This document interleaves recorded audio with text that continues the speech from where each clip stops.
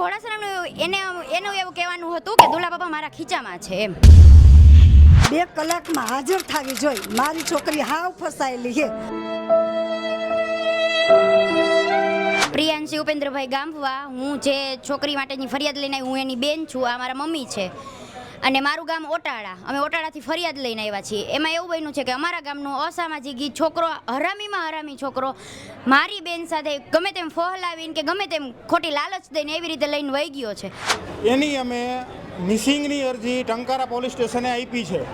આજ 3 દિવસથી અમને કોઈ પણ પ્રકારનો જવાબ મળ્યો નથી. બરાબર, તો આજે અમે વર્ષોથી આ ભાજપ સાથે સંકળાયેલા છીએ અને જે વ્યક્તિ અમારી દીકરીને લઈ ગયો છે એ પણ ભાજપનો કાર્યકર્તા છે. બરાબર છે, તો અમે આજે તન મન ધનથી ભાજપ સાથે જોડાયેલા છીએ અને અમારી આગેવાની આ બાપા કરે છે. અમારા નેતા આ બાપા છે, દુર્લભજી બાપા. તો અમે એને ફરિયાદ નહીં કરીએ તો ક્યાં જાશું? અને આ પહેલી વાર નથી બન્યું. અમારા ગામમાં ઘણા બનાવ, 4 થી 5 બનાવ બનેલા છે.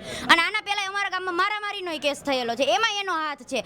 અને એમાં જ કઈ કાર્યવાહી એની થઈ જ નથી. હજી પોલીસ કઈ એને પકડતી નથી.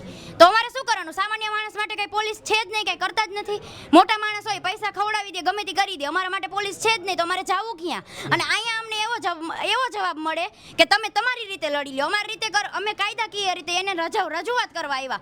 અમારા કેમ કે કાયદાકીય રીતે આપણે કાંઈ હાથમાં ન લઈ શકીએ, કાર્યવાહી ન કરી શકીએ, એટલા માટે અમને આવા જવાબ મળે છે. કાંઈ કાર્યવાહી થઈ આજે 4 દિવસથી અમે આ રીતે હેરાન થઈ છીએ.